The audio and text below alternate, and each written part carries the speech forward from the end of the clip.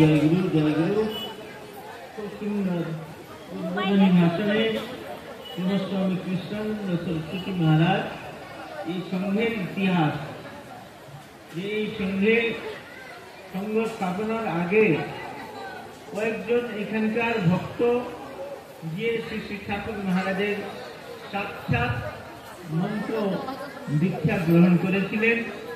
তারা সে কিভাবে দীক্ষা গ্রহণ করলেন, কোন কোন স্থান থেকে করলেন, কবে করলেন, সব ইতিহাস, আর কিভাবে সংঘ গঠিত হলো, সংঘের শতবর্ষ পূর্তি হচ্ছে এবারে, আর সঙ্গে আমাদের কি কি করতে হবে, এইসব করণীয় কথাগুলো আমরা শুনলাম। এবারে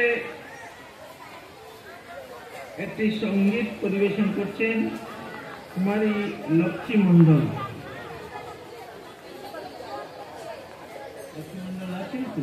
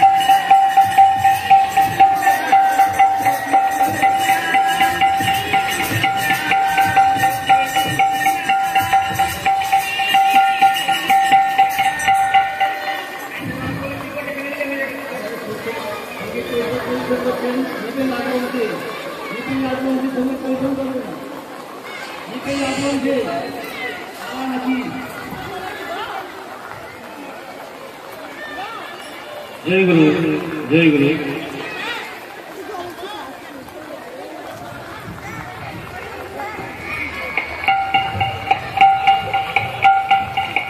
জয় জয় গুরুদেব,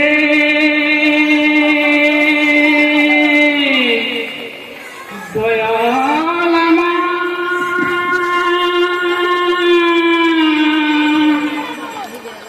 ঠাকুর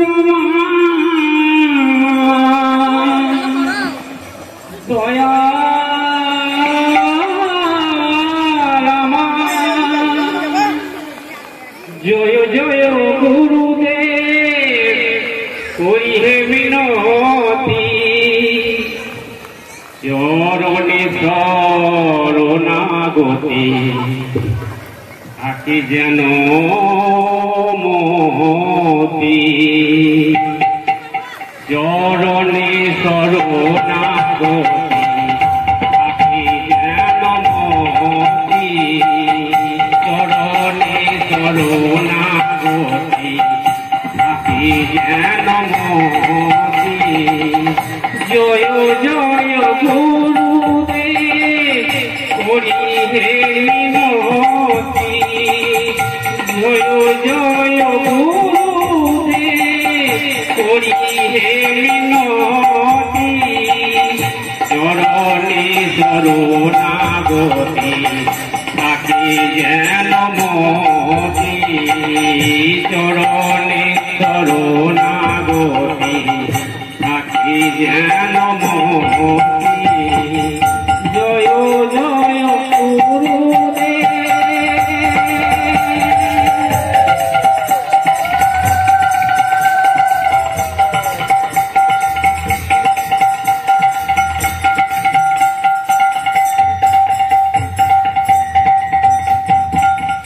তুমি বিনে এই জগতে কারে আমি ডাকি, তুমি আমার আমি তোমার তাও জানো না। তুমি বিনে এই জগতে কারে আমি ডাকি, তুমি আমার আমি তোমার তাও জানো না। আনন্দে আনন্দিত থাকি, তোমারি আনন্দে আনন্দিত থাকি, বারে বারে গুরু আমার দিও না গো ফাঁকি, বারে বারে ঠাকুর আমার দিও না গো ফাঁকি। জয় জয় গুরুদেব।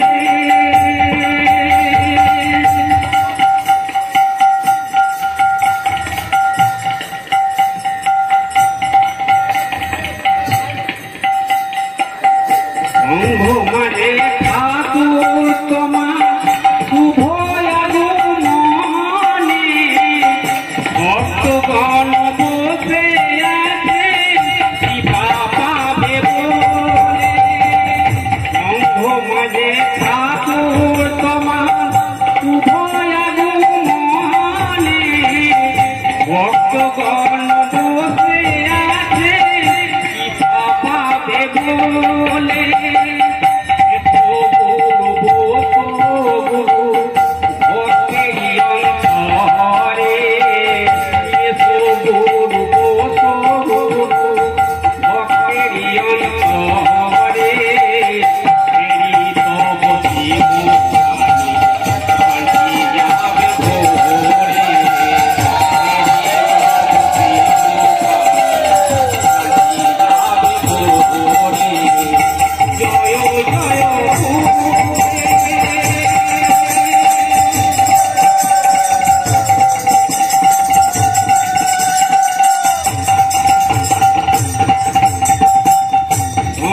বাজাও ঘন্টা বাজাও, দয়াল ঠাকুর বসে আছে ওই মধ্যমণি। শঙ্খ বাজাও ঘন্টা বাজাও, করো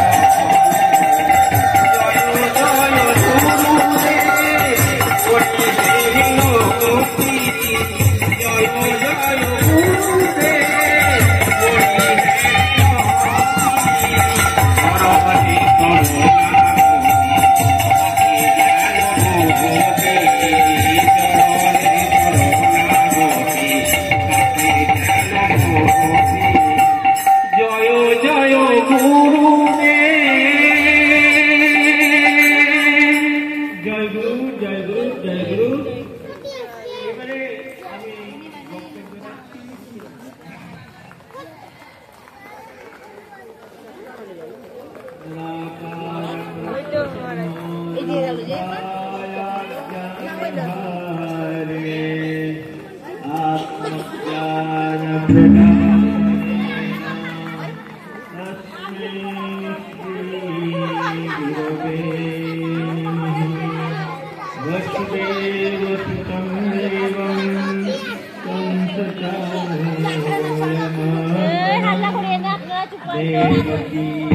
परमानंदं कृष्णं वंदे जगद्गुरुं। परम प्रेममय परम करुणामय भक्तवांछा कल्पतरु सच्चिद आनंद स्वरूप निराकार परब्रह्म श्री श्री ठाकुर महाराज राखी चरणे अनंत कोटि प्रणाम निवेदन करी अनंत कोटि प्रणाम निवेदन करी। माइक से ठीक करा যাচ্ছে না, এই যেটা ঠিক আছে ওইটা দে না হলে।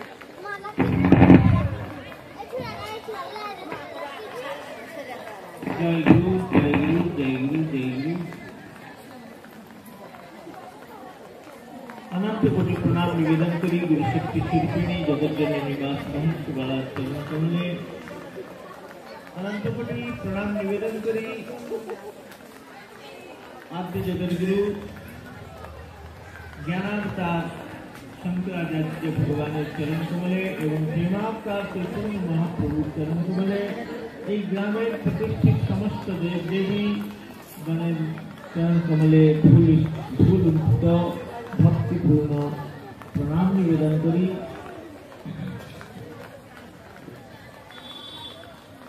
आज के ठाकुर महाराजेर असीम कृपा अनुग्रह ठाकुर महाराज करेছেন বিরিকিটি সারস্বত সংঘ যার একটা গৌরবময় ইতিহাস। गौरवमय इतिहासेर कथा आमरा शुनलाम। सेई सारस्वत संघेर शतबर्ष पूर्ति उत्सव उपलक्षे आमरा उपस्थित आछि। काल थेके आमि देखछि এই সংঘের যে সংঘসেবী বৃন্দ আর এখানকার স্থানীয় ভক্তবৃন্দ মায়েদের আর ছোট ছোট বাচ্চাদেরও কত উৎসাহ। যদ্যপি ইন্দ্র ভগবান একটু বেশি কৃপাবান হয়েছেন আজকে আমাদের উপরে,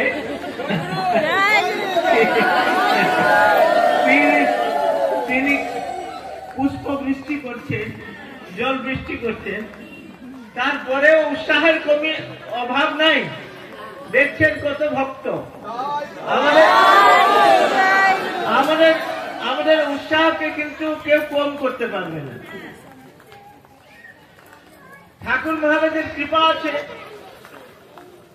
আরে ইন্দ্র চন্দ্র ভগবান সবাই যার স্তুতি করেন, ঠাকুর মহারাজের ব্রহ্মবিদ বরিষ্ঠ সদ্গুরুদেবের সন্তান আমরা। আমাদেরকে কে ডরাবে, কে ভয় দেখাবে? ইন্দ্র ভগবানও দেখাতে পারবেন না যে আমরা সদ্গুরুদেবের চরণাশ্রিত। এই সংঘের আজকে আমরা শতবর্ষ পূর্তি উপলক্ষে অনুষ্ঠান করছি। এই অনুষ্ঠানে আমাদের মধ্যে আসামবঙ্গীয় শাশ্বত মঠ ট্রাস্ট বোর্ডের সন্ন্যাসী ট্রাস্টি আর তারাপীঠ সিদ্ধপীঠ শ্রী শ্রী নিগমানন্দ শাশ্বত আশ্রমের অধ্যক্ষ শ্রীমৎ স্বামী কৃষ্ণানন্দ সরস্বতী মহারাজ উপস্থিত আছেন। আরো এখানে কয়েকজন জিলা সদস্য উপস্থিত আছেন। আর বিভিন্ন সংঘের সভাপতি সম্পাদক সভানেত্রী সম্পাদিকা বৃন্দ এবং বিভিন্ন স্থান থেকে আগত ভক্তবৃন্দ, জগৎজননী অংশ সংহিতা মায়েরা এবং ছোট ছোট বাল গোপাল এবং ভগবতী বালিকাদের আমি দেখছি। সবাইকে যথাযোগ্য শ্রদ্ধা সম্মান জয়গুরু সম্ভাষণ এবং প্রীতি শুভেচ্ছা স্নেহাশীষ প্রদান করছি। জয় গুরু জয় গুরু জয় গুরু।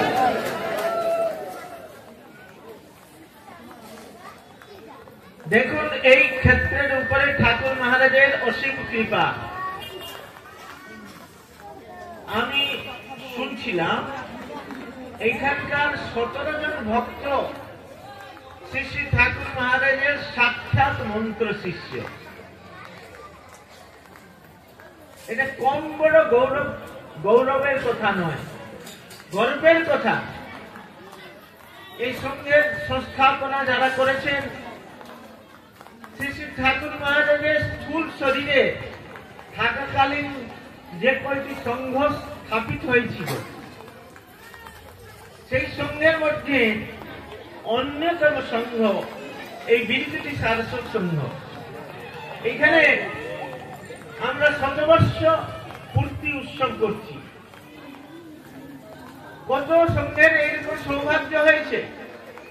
খুব কম সংঘের এই সৌভাগ্য হয়েছে যে শতবর্ষ পূর্তি উৎসব করতে পেরেছে। অনেক সংঘ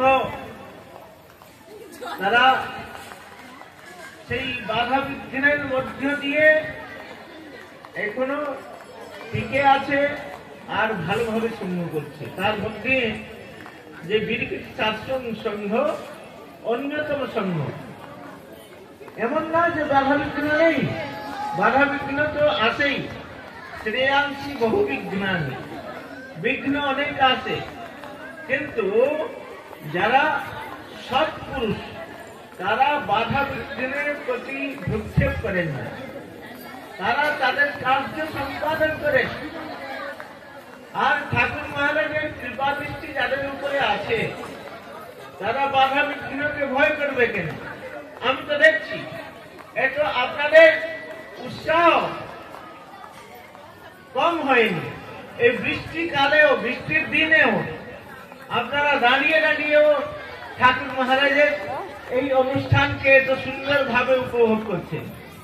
এর থেকে আনন্দের বিষয় কি আছে? আর খুব ভালো লাগছে, খুব আনন্দ। এইরকম যদি ঠাকুর মহারাজকে নিয়ে আমরা আনন্দ করি, নিশ্চয় ঠাকুর মহারাজের কৃপা আমরা লাভ করবো, এতে সন্দেহ নেই। কালকে আমি দেখলাম হাজার হাজার মানুষ সেই রাস্তা থেকে আমাদের নিয়ে আসার ব্যবস্থা, আর সেরকম যে তাদের মানে উৎসাহ একবার চরম। আর ভক্তরা দেখা সাক্ষাৎ করার জন্য, প্রণাম করার জন্য একবার পাগলের মতো। এইরকম ভাব ঠাকুর মহারাজ দিয়েছেন। এইটা ঠাকুর মহারাজের প্রতি ভালোবাসার কারণে।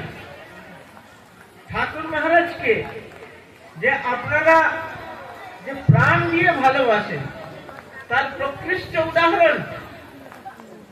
এই বৃষ্টির প্রতি ভ্রুক্ষেপ করেননি আপনারা, সবাই চলে এসছে। না ঠাকুরের অনুষ্ঠান হচ্ছে আমরা যাব, যাই হোক বৃষ্টি হোক, ভিজেও যাব, বাচ্চারাও সবাই চলে এসছে। বাহ, এর থেকে আনন্দের বিষয় কি হবে? মায়েরা সবাই চলে এসছে। খুব এইরকম যদি ঠাকুর মহারাজের সঙ্গে আমরা আনন্দ করতে পারি, তাহলে আমাদের ভার ঠাকুর মহারাজ নেবেন। অবশ্য নিয়েছেন, তিনি আমাদের হাত ধরেছেন। ঠাকুর মহারাজের একটা কথা বলছি, বলছেন সংকীর্ণ পক্ষে যদি সন্তান বাবার হাত ধরে থাকে তাহলে পড়ে যাওয়ার ভয় থাকে, কিন্তু যদি বাবা তার হাত ধরে থাকে তাহলে পড়ে যাওয়ার ভয় নেই। আর আমার নিশ্চিত বিশ্বাস আপনারা বাবাকে, ঠাকুর মহারাজকে হাত ধরার সুযোগ দিয়েছেন, যে ঠাকুর মহারাজ হাত ধরে আছেন।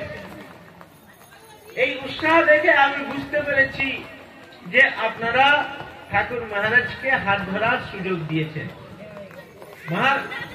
মহারাজ একটা কথা বলছিলেন যে ঠাকুর মহারাজের কৃপা আমরা কিভাবে লাভ করতে পারব। ঠাকুর মহারাজের কৃপা সদা সর্বদা বর্ষিত হচ্ছে আমাদের উপরে, কিন্তু সেটা আমরা উপলব্ধি করতে পারি না। কেন উপলব্ধি করতে পারি না? তার পেছনে হচ্ছে আমাদের অন্তঃকরণের বা মনের যে মালিন্য, তার জন্য আমরা বুঝতে পারি না। আমরা যখন মনে করি আমাদের কাজ হয়ে যায়, ঠাকুরকে ডাকলাম আমাদের কাজ হয়ে গেল, তখন আমরা মনে করি ঠাকুরের মহারাজের কৃপা। কিন্তু যদি আমাদের কাজ না হয় আমরা মনে করি ঠাকুর মহারাজের কৃপা নেই। কিন্তু আমাদের রামকৃষ্ণ পরমহংস দেব একটা কথা বলছেন, ঠাকুর গুরুদেব হচ্ছেন কল্পতরু, মা হচ্ছেন কল্পতরু, ভগবান কল্পতরু। কিন্তু কল্পতরু তাৎপর্য জানেন তো? কল্পতরু মানে এমন একটা বৃক্ষ, মানে গাছ, যার তলায় গেলে সমস্ত ইচ্ছা পূর্ণ হয়ে যায়। এর বিষয়ে একটা পরমহংস দেবের কথা আছে। পরমহংস দেব বলছেন, একটা পথিক একটা খুব রোদের দিন, সেই রোদের দিনে যাচ্ছে, একবারে কোন রোদ, ভীষণ রোদ, সেই রোদের মধ্যে যাচ্ছে, ভাবছি যদি কোনো একটা বৃক্ষের ছায়া পেতাম তাহলে খুবই ভালো হতো, ছায়া একটু বিশ্রাম করতাম। অনেক দূরে দেখলো একটা গাছ, সেই গাছের তলায় চলে গেল, গিয়ে দেখলো ছায়াটা পেল, খুব আরাম পেল, তারপরে সেখানে বসে পড়ল। আসলে সেই গাছটা ছিল কল্পবৃক্ষ। সেখানে ভাবলো ছায়া তো পেলাম, বিশ্রাম করলাম, কিন্তু জল তৃষ্ণা পেয়েছে, যদি এক গ্লাস জল পেতাম তাহলে ভালো হতো। এক গ্লাস জল চলে এলো। তারপরে ভাবলাম খিদাও তো পেয়েছে, যদি খাবার পেতাম তাহলে ভালো হতো। এক সুন্দর থালাতে খুব সুন্দর সব অনেক প্রকার খাদ্য চলে এলো, খেলো, বলল একটু যদি বিশ্রাম করতে পারতাম তাহলে ভালো হতো। একটা সুন্দর বিছানা হয়ে গেল, সেখানে শুয়ে পড়লো, বললো পাটা তো ব্যথা করছে, অনেকক্ষণ চলছিলাম, যদি একটু কেউ সেবা করে দিত। হ্যাঁ, দুজন চলে এলো সুন্দরী, তার পাঁচ সেবা করলো, সে বিশ্রাম করছে। করতে করতে তার মনে একটা ভয় এলো, বললো এখানে কি, এইটা কোনো ভূত প্রেত পিশাচের কাজ তো নয় যে আমি যা চাইছি তা দিয়ে দিচ্ছে। সেইখানে একটা, মানে পরমহংস দেবের কথা বলছি, যদি কোনো বাঘ চলে আসে, এরকম ভয় তার মনে হলো, সত্যি সত্যি বাঘ উপস্থিত হয়ে গেল। তখন সে কি করছে না, গুরুদেবের স্মরণ করলো, তো গুরুদেব তাকে রক্ষা করলেন। তো এইরকম কল্পবৃক্ষ, ঠাকুর মহারাজ হচ্ছেন কল্পবৃক্ষ। কয়েকবার কল্পবৃক্ষ সেজেছেন ঠাকুর মহারাজ, আপনারা জানেন। সে আনন্দনগরে আর একটা সম্মিলনীতে ঠাকুর মহারাজ কল্পবৃক্ষ সেজেছিলেন, সকলের ইচ্ছা পূর্ণ করেছেন। কিন্তু কথাটা হচ্ছে, তিনি কল্পবৃক্ষ হলেও আমাদের সমস্ত ইচ্ছা পূর্ণ করেন না। কেন করেন না জানেন? পরমহংসদেব তার উত্তর দিচ্ছে, বলছেন সন্তান যদি বিষ চায়, বাবা মা কি বিষ দেবে? তো বাস্তবিক হচ্ছে, আমরা বিষয়ের বিষ যদি চাই তাহলে ঠাকুর মহারাজ দেন না। কেন দেন না জানেন? এটার দ্বারা এর ক্ষতি হবে, তো সেই ক্ষতির কারণে ঠাকুর মহারাজ দেন না। তিনি জানেন আমাদের মঙ্গল কিভাবে হবে, সেই আমাদের যাতে মঙ্গল হয় সেই জিনিসের ব্যবস্থা ঠাকুর মহারাজ করেন, সেই ব্যবস্থাটা ঠাকুর মহারাজ করেন। এই ঠাকুর মহারাজের পথে যদি আমরা চলি, ঠাকুর মহারাজের কথা যদি আমরা শুনি, ঠাকুর মহারাজের ভাবে যদি আমরা সদা সর্বদা ভাবি থাকতে পারি, তাহলে যে আমরাও সেই ঠাকুর মহারাজের বাণীতে যদি আমি বলি যে ঠাকুরকে ভাবতে ভাবতে তোমরাও ঠাকুর হয়ে যাবে। তো ঠাকুরের কথা ভাবতে ভাবতে, ঠাকুরের চিন্তা করতে করতে, ঠাকুর সেই তেলাপোকার কথা বলেছেন না, যে সেই যে একটা ভ্রমণ তাকে নিয়ে আসে, নিয়ে এসে তাকে বন্ধ করে দেয়, কিন্তু সে ভয় তার কথা চিন্তা করতে করতে সেই পোকার মতো হয়ে যায়। তো তাৎপর্য কি, যে যা সদাচর করা চিন্তা আমরা করি, ঠাকুরের ভাষায় যদি বলি, যে যাকে ভালোবাসি, যার চিন্তন মনন সদা সর্বদা করে, সে সেই মতো হয়ে যায়। মানে তার মধ্যে যে যাকে ভালোবাসে তার মধ্যে যে গুণ আছে, তার মধ্যে যে ধর্ম আছে, বা তার মধ্যে যে জ্ঞান আছে, শক্তি আছে, তার মধ্যে সঞ্চারিত হয়ে যায়। সেই রকম ঠাকুর মহারাজের মধ্যে যে সাধারণ সম্পদ আছে, ঠাকুর মহারাজের মধ্যে যে জ্ঞান, ভক্তি, বৈরাগ্য আছে, সেইগুলো আমাদের মধ্যেও সঞ্চারিত হয়ে যাবে যদি ঠাকুর মহারাজকে আমরা ভালোবাসি। ঠাকুর মহারাজকে ভালোবাসতে হবে। আর ভালোবাসতে হবে বললে তো ভালোবাসা হবে না।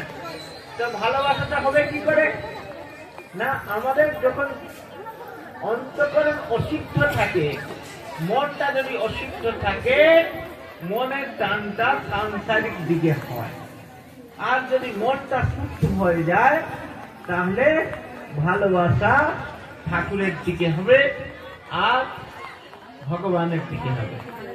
তো এই জন্যে আমাদের যে জন্ম জন্মান্তরের যে কর্ম না, সেই কর্মগুলো ক্ষয় করার জন্য, গুণ ক্ষয় করার জন্য ঠাকুর মহারাজ আমাদেরকে উপায় বলেছেন। ঠাকুর মহারাজের শেষ আশীর্বাদে ঠাকুর মহারাজ বলছেন, একদিকে কর্মক্ষয়ের জন্য, কারণ অনেক জন্মের সঞ্চিত কর্ম আছে, তো সেই কর্মের কারণে আমাদের মনটা স্থির হয় না, আমাদের মনটা মানে ভালোর দিকে যায় না, সদা সর্বদা বিষয়ের দিকে ধাবিত হয়।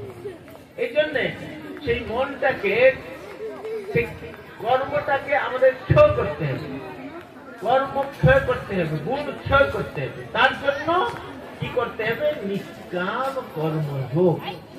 নিষ্কাম কর্মযোগ মানে কি? যে ঠাকুরের যে কর্মগুলো, সেগুলো নিষ্কাম কর্ম।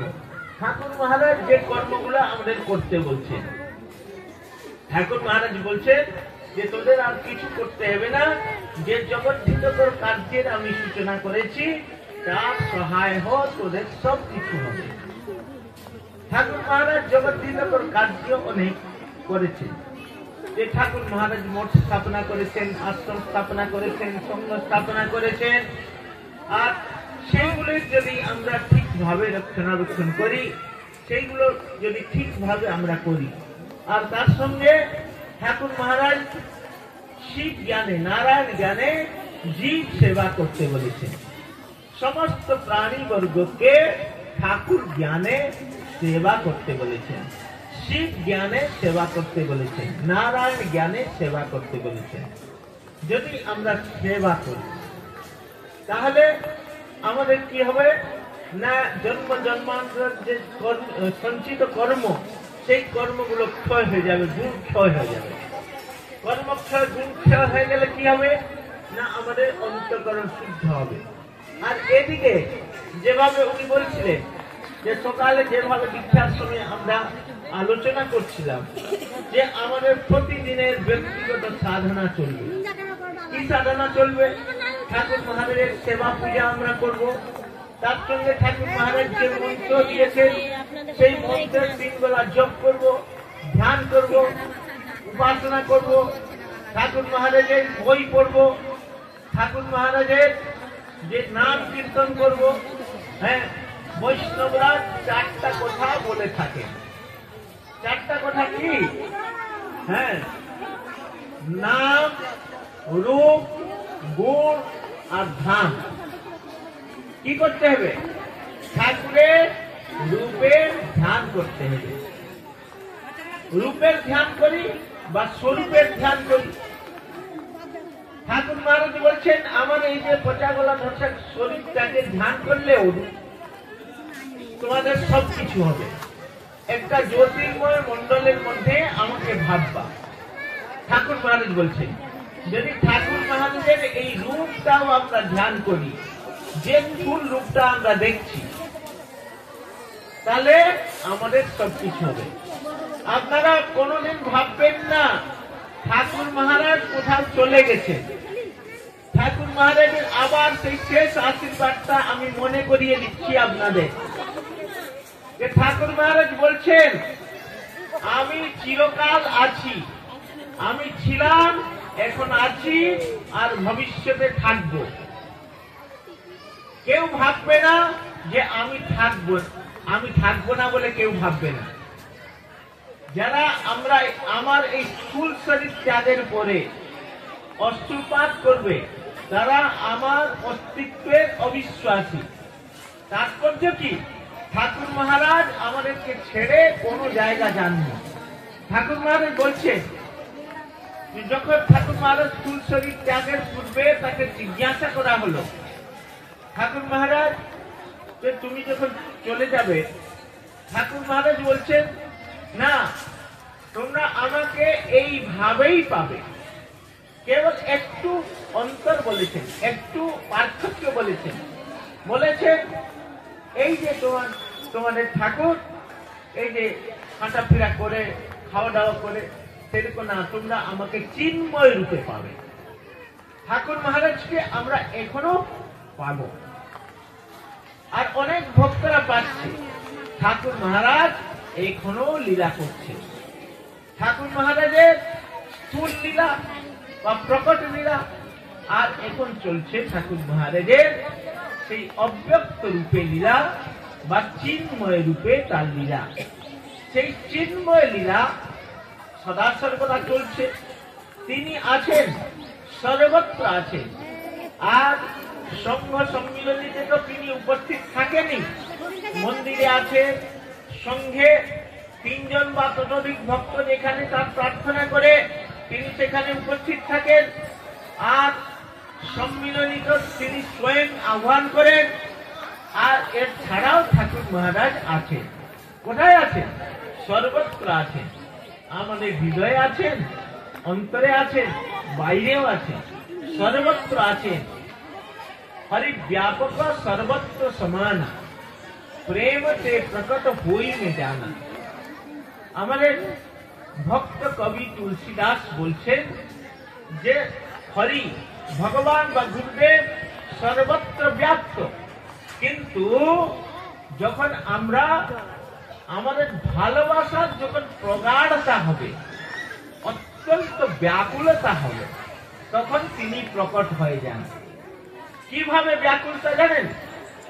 রামকৃষ্ণ পরমহংসদেবের ভাষায় আবার বলি, তিনি বলছেন যে মায়ের সন্তানের প্রতি যেমন টান, সতীর স্বামীর প্রতি যেমন টান, আর বিষয়ের প্রতি যেমন টান, মানে অত্যন্ত লোভী ব্যক্তির টাকা পয়সার প্রতি যেমন টান, সেই তিনটা যে আকর্ষণ যখন একত্র হবে, সেই রকম ব্যাকুলতা যখন আমাদের মধ্যে প্রকট হবে, তখন ঠাকুর মহারাজ আমাদেরকে দর্শন দেন, স্থূল রূপেও দর্শন দেন। তিনি আজকেও লীলা করছেন, তবে আমাদের ভাবে যে দৃঢ়তা তার উপরে নির্ভর করছে। তো এই প্রকার ঠাকুর মহারাজকে আমরা এখনো পেতে পারবো, তবে সেইভাবে দৃঢ়তা চাই। তো এইভাবে যদি আমরা প্রতিদিন ঠাকুর মহারাজের রূপের ধ্যান করি, ধ্যান মূলম গুরুর মূর্তি, পূজা মূলম গুরুর পদম, ঠাকুর মহারাজের পূজা অর্চনা সেবা করতে হবে। আর মন্ত্র মূলম গুরুর বাক্য, গুরু বাক্যকে কেমন মানতে হবে? মন্ত্রের মতো গুরুর বাক্যকে মানতে হবে। মোক্ষ মূলম গুরুর কৃপা, গুরু কৃপা তাৎপর্য মোক্ষ। গুরু কৃপা করলে মোক্ষ হয়ে যায়, মুক্তি হয়ে যায়। তো এরকম তো ঠাকুর মহারাজের রূপের ধ্যান করব, তার নাম সংকীর্তন করব, তার লীলার কথা চিন্তন করব, তার মহিমার কথা চিন্তা করব, আর তার ধামের কথা চিন্তা করব। ধাম মানে কি? তিনি যে নিত্য লোকের কথা বলেছেন, সেই চিন্ময় লোকের কথা বলেছেন। ঠাকুর মহারাজ বলছেন, তোদের হাত ধরে এক এক করে আমি সেই চিন্ময় নিত্য ধামে টেনে নিয়ে যাব। সেই নিত্য ধামের কথা আমরা চিন্তা করব। তো এই যে চিন্তা, এই চিন্তার মাধ্যমে তো আমাদের সব কিছু হবে। তো তো আমাদেরকে সেই ঠাকুর মহারাজ যে মন্ত্র দিয়েছেন 3 বেলা মন্ত্র জপ করতে হবে, বাকি সময় আমাদের কি করতে হবে? জয় গুরু জয় গুরু জয় গুরু জয় গুরু নাম সংকীর্তন করতে হবে। সে যখন সুযোগ পাবো যে উচ্চ করেও আমরা নাম সংকীর্তন করতে পারি বা মনে মনে নাম সংকীর্তন করতে পারি, যখন তখন এইটা করতে পারি। এইসব করতে করতে আর ঠাকুর মহারাজ যে নিয়ম পঞ্চকটা দিয়েছেন, সেই নিয়ম পঞ্চকটা ঠিকভাবে আমাদের পালন করতে হবে। আমাদের মহারাজ বললেন যে নিয়ম পঞ্চকটা আমরা ঠিকভাবে আলস্যের কারণে, প্রমাদের কারণে আমরা করি না, না করার কারণে আমরা তার ফলটা পাই না। বাস্তবিক মানে যে নিয়ম পঞ্চকের কথা সঙ্গে আলোচনা হয়, সম্মিলনীতে আলোচনা হয়, সর্বত্র আলোচনা হয়, কিন্তু আমরা ঠিকভাবে সেগুলো করি না। আর জন্মগ্রহণ গ্রহণ, মাসিক চাঁদা, পুষ্টি ভিক্ষা, আর জন্মোৎসবে সাহায্য প্রেরণ, অক্ষয় তৃতীয়া সাহায্য প্রেরণ, এইগুলো আলোচনা আমরা করে থাকি, কিন্তু আমরা অবহেলাবশত এগুলো পালন করি না। এগুলো অবশ্য পালনীয়। ঠাকুর মহারাজের নির্দেশ করলে তার লাভ পাবো। কৃপা, ঠাকুর মহারাজ বলছেন কৃপা। একজন ভক্ত ঠাকুর মহারাজের কাছে এসেছে, বলছে ঠাকুর মহারাজ একটু কৃপা করো। ঠাকুর মহারাজ বিরক্ত হয়ে বলছেন যে তুমি সামান্য কাজ দিয়েছি তোমাকে মন্ত্র জপ করার জন্য, সেইটুকুও তুমি করো না, তো কি কৃপা করবো তোমার উপরে? তাৎপর্য কৃপা মানে করো, করে কিছু পাও, না করলে কিছু হয় না। এই সংসারে না করে কেউ কিছু পায় না। তো এই জন্যে আমাদেরকে কর্তব্য করতে হবে, তবে গিয়ে ঠাকুর মহারাজের কৃপা আকর্ষণ করতে পারবে। ঠাকুর মহারাজ বলছেন আধ্যাত্মিক উন্নতি গুরু কৃপা বা ভগবত কৃপা ছাড়া সম্ভব না, কিন্তু সেই গুরু কৃপা বা ভগবত কৃপা আকর্ষণের জন্য সাধন ভজন দরকার। তো সেই সাধন ভজন করতে হবে, আর সঙ্গটা ঠিকভাবে করতে হবে। সঙ্গ এটা গৌরবের বিষয়। সঙ্গটা 100 বর্ষ হয়েছে, সঙ্গের সদস্য সংখ্যা অনেক, কিন্তু সেই সঙ্গটাকে ঠিকভাবে করতে হবে।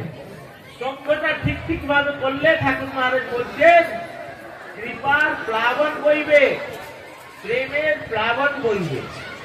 ঠাকুর মহারাজ সঙ্গ স্থাপনা করেছেন। তো সঙ্গ এটা হচ্ছে ব্রহ্ম বিদ্যার কেন্দ্র, ব্রহ্ম জ্ঞানের পাঠশালা। এই সঙ্গটা যদি ঠিক করি আমরা, তাহলে ভক্তি, জ্ঞান, বৈরাগ্য আমাদের মধ্যে সব আসবে।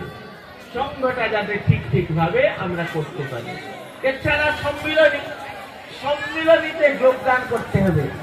যে প্রতি বছর তো সম্মিলনী হয়, আর এই বছর আমাদের সৌভাগ্য, আমাদের এই বিভাগে সম্মিলনীটি হচ্ছে। আপনারা সবাই কায় মনোবাক্য, আর এছাড়া দেখুন তন মন ধন 3টা দিয়ে। তন মানে কি?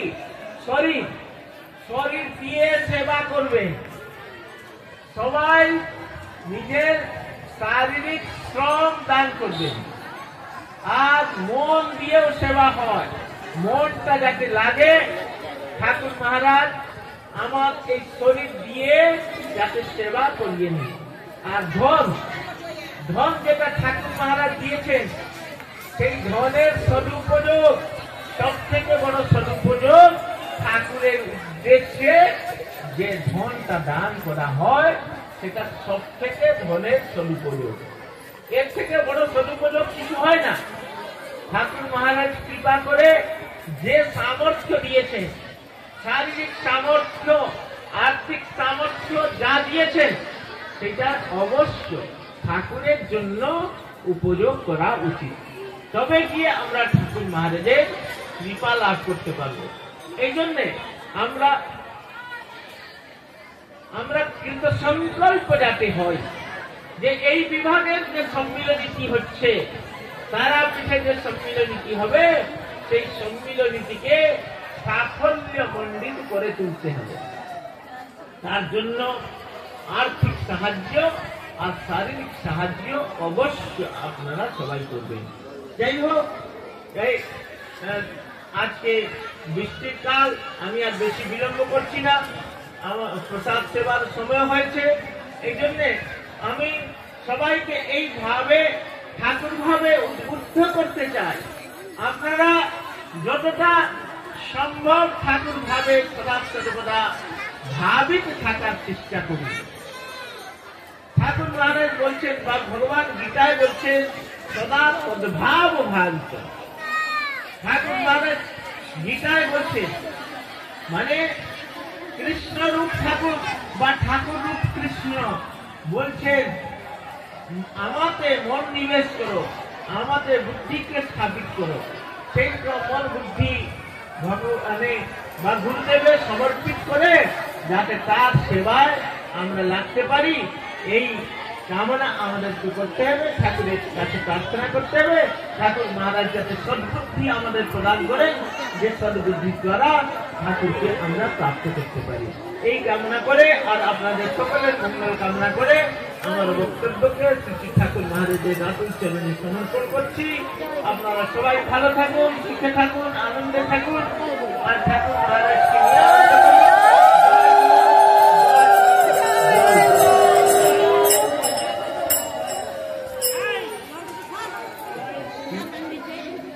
জয় গুরু, জয় গুরু। এইবারে আর বেশি সময় নেওয়া চলবে না। এবার ত্রুটি বিচ্ছুতি স্বীকার করছেন বিবেকানন্দ সিংহ।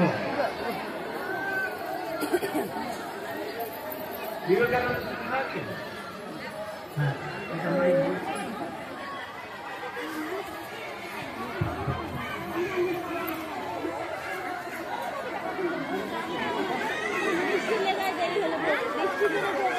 জলের জন্য দেরি হয়ে গেল।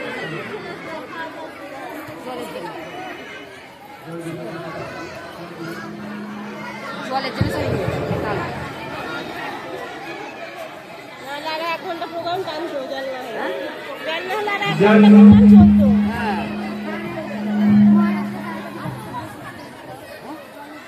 জলের জন্য তাড়াতাড়ি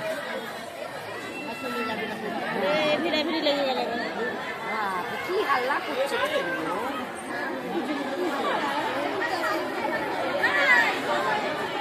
ও বসে বসে মোবাইল ঘাটছে।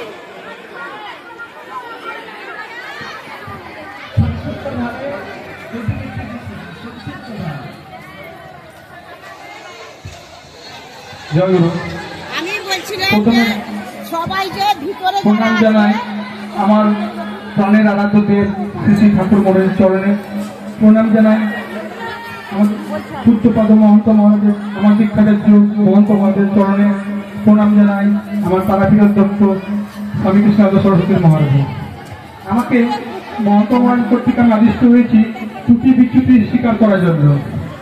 আমি বিকৃতি সাধুসঙ্গের সম্পাদক হিসাবে প্রথমেই ত্রুটি বিচ্ছু সমস্ত আজকে যা ত্রুটি, সমস্ত ত্রুটি আমি নিজে আমার এই বলে আমি প্রথমে ক্ষমা চাইছি আমার প্রাণ আরাধ্যদের শ্রী শ্রী ঠাকুর মহারাজের চরণে এবং আমার সূর্যপদ মহন্ত মহারাজের চরণে এবং কৃষ্ণানন্দ মহারাজের চরণে। আজকে এই যে ঠাকুর মহারাজের প্রাণপ্রিয় শিষ্য ভক্ত, আপনারা সবাই এত কষ্ট করে বৃষ্টিতে ভিজলেন, তার জন্য প্রথমে ত্রুটি চাইছি, আমি ক্ষমা চাইছি সমস্ত শিষ্য ভক্ত মন্ডলীর কাছে যে আপনারা কষ্ট করে বৃষ্টিতে ভিজলেন, এটা আমার ত্রুটি। আমার মহারাজ কৃষ্ণানন্দ সরস্বতী মহারাজ প্রথম থেকে আমাকে সব বলে দিয়েছিলেন যে আমাদের মহন্ত মহারাজ আসবেন এবং মহন্ত মহারাজের সেবার যেন ত্রুটি না হয়। আমি সেই ঠিকভাবে করতে পারিনি, সেবা সম্পূর্ণ ভালোভাবে করতে পারি, তার জন্য আমি মহারাজের চরণে ক্ষমা চাইছি এবং আমার কৃষ্ণানন্দ সরস্বতী মহারাজ চরণে ক্ষমা চাইছি। আমি ক্ষমা চাইছি আমার যুব সংঘের সমস্ত শিষ্যবৃন্দ কাছে যে এত বড় অনুষ্ঠান করার জন্য হয়তো তাদেরকে আমি অনেক সময় অনেক কিছু বলেছি, বকেছি, তার জন্য প্রত্যেকের কাছে ক্ষমা চাইছি। ক্ষমা চাইছি আমি জেলা সদস্যর কাছে, জেলা সদস্য কৃষ্ণানন্দ ভাদুরী মশাইয়ের কাছে, উনিও আমাকে অনেক কিছুই বলেছিলেন কেন অনুষ্ঠানটা ভালোভাবে পরিচালনা করতে পারি। আমি করতে পারিনি, তার জন্য আমি ক্ষমা চাইছি আমার জেলা সদস্য চরণে। আর মহারাজ আমাকে বলেছে সংক্ষেপে বলতে, আমি সব কিছু বলছি না। আর আজকে আমি 11 জন সদস্যের মধ্যে আমাদের গোপাল একজন সদস্য। আমি গোপালের কাছে বিশেষভাবে ক্ষমা চাইছি যে আজ আমাদের একজন ছোট্ট আমাদের যুব সংঘের সদস্য, সে হয়তো মহারাজ বৃষ্টিতে ভিজছিলেন, আবেগপ্রবণ হয়ে ছাতা আনতে গেছিল, ছাতা তার হাত থেকে কেড়ে নিয়েছে, তার জন্য সে হয়তো দুঃখ পেয়েছে খুব। আমি তাই গোপালকে, সেই আমার ছোট্ট যে সদস্যের হয়ে আমি ক্ষমা চাইছি গোপালের কাছে। গোপাল, তুমি তাকে ক্ষমা করে দিও, ঠাকুর মহারাজ তাকে যেন ক্ষমা করে দেয়। আমি কিছু বলবো না, আমি এই জন্যই আমি মহারাজের চরণে প্রণাম জানিয়ে ক্ষমা চাইছি। জয় গুরু, জয় গুরু, জয় গুরু। ওইটাই বলতে দেয়। যাই হোক, এই অনুষ্ঠানটি খুব সর্বাঙ্গ সুন্দর অনুষ্ঠান হয়েছে, সবাই খুব আনন্দ পেয়েছে, আর আমরাও আনন্দ পেয়েছি। কোনো প্রতিবাদ দেখছি না, খুব সুন্দরভাবে হচ্ছে। এছাড়া আর কিছু এখানে আর যুব সংঘের সদস্যরা খুব আপনার চেষ্টা করেছে, খুব সেবা করেছে। যুব সংঘের যে সদস্যদের আমি তাদের জন্য ঠাকুরের চরণে প্রার্থনা করছি যাতে ঠাকুর মহারাজ কৃপা করে তাদের উপরে জয় গুরু, জয় গুরু।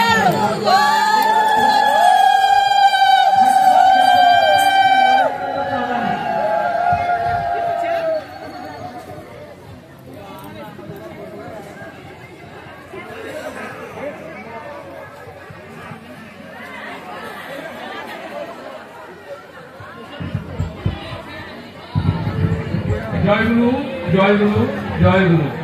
প্রথমে আমি ঠাকুরের চরণে প্রণাম জানাই, মহন্ত মহারাজের চরণে প্রণাম জানাই, কৃষ্ণানন্দ মহারাজের চরণে, উপস্থিত জেলা সদস্য এবং আশ্রমের সকল সন্ন্যাসী, সকল ভক্তবৃন্দকে, এখানে যারা উপস্থিত হয়েছেন সকলে ধন্যবাদের পাত্র। এত সুন্দর, এত দুর্যোগের মধ্যেও যে আপনারা সবাই সুস্থভাবে দেখেছেন, অনুষ্ঠান শুনেছেন, তার জন্য সকলকে জানাই, সকলের ধন্যবাদের পাত্র। এখানে যারা রান্না করছেন তারা খুব কষ্টের মধ্যে, জল বৃষ্টির মধ্যে তারা খুব সুন্দরভাবে ব্যবস্থা করেছেন, তাদেরকেও আমি ধন্যবাদ জানাই। যুব সংঘ যারা এখানে অক্লান্ত পরিশ্রম করে যাচ্ছে তাদেরকেও আমি ধন্যবাদ জানাই। এই বলে আমি আমার বক্তব্য শেষ করলাম। জয় গুরু, জয় গুরু, জয় গুরু।